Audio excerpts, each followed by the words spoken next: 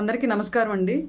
5 ఏళ్ల ఒక అసమర్థుడి పరిపాలన చూసిన తర్వాత, ఒక రౌడీ రాజకీయాన్ని రాష్ట్ర ప్రజలందరూ కూడా చవిచూసిన తర్వాత, నిన్న జరిగిన ఎలక్షన్లో భారీగా ఓటింగ్ పర్సంటేజ్ అనేది నమోదైంది. అది భారీగా కూటమికి అనుకూలంగా ఓటింగ్ పడింది అనేది దానికి నిదర్శనంగా ఇవాళ జగన్మోహన్ రెడ్డి చేయించుకున్నటువంటి సర్వేల్లో జగన్మోహన్ రెడ్డి యొక్క ఆంతరంగిక టీం ఇచ్చినటువంటి ఇన్ఫర్మేషన్తో తెల్లమైంది. కాబట్టి ఈ రోజు జగన్మోహన్ రెడ్డి తట్టాపుట్ట సర్దుకోవడానికి ఆల్రెడీ లండన్కి పారిపోవడానికి ముందస్తుగానే టికెట్లకి అలాగే కోర్టుకి పర్మిషన్ కూడా పెట్టుకుని ఉన్నాడన్న విషయం మనకు ఎలక్షన్కి ముందే తెలుసు.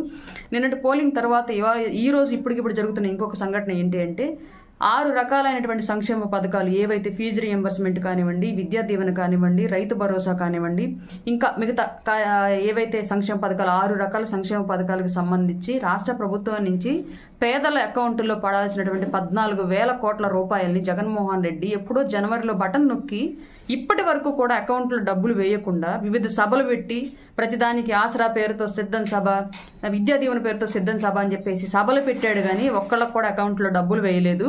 ఆ డబ్బులన్నింటిని కూడా ఇప్పటి వరకు దాచిపెట్టి ఎలక్షన్కు ముందు వేసి ఓట్లన్నా కొల్లగొట్టాలి, లేదంటే ఎలక్షన్ తర్వాత ఆ డబ్బులు వాళ్ళ బినామీలకైనా కొల్లగొట్టి తీసుకెళ్లిపోవాలన్న ఉద్దేశంతో ఇప్పటి వరకు డబ్బులు వేయకుండా ఉంచుకున్నాడు.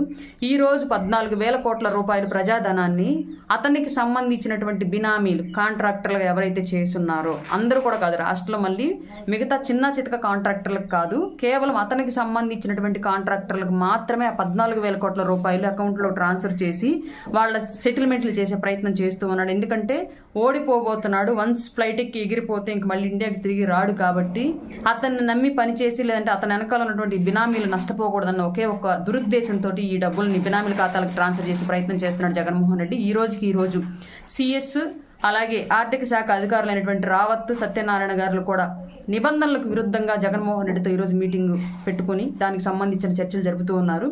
ఇన్ని రోజులు నేను పేదల మనిషిని, అన్ని కులాలను ఉద్ధరించానని చెప్పేసి మాట్లాడుతున్న జగన్మోహన్ రెడ్డి కేవలం అతని బినామీలకి, అతని సామాజిక వర్గానికి, అతని సామాజిక వర్గంలో కూడా కేవలం అతనికి ఉపయోగపడతారు అనుకున్న వాళ్ళకు మాత్రమే లబ్ధి చేకూర్చాడు. ఇన్నాళ్ళు కూడా అతనికి ఊడిగం చేసిన వాళ్ళే రాష్ట్రంలో బాగుపడ్డారు తప్ప సామాన్యులు, మిగతా సామాజిక వర్గాలు ఎవరు బాగుపడలేదు అనడానికి ఇది ఒక పెద్ద నిదర్శనం.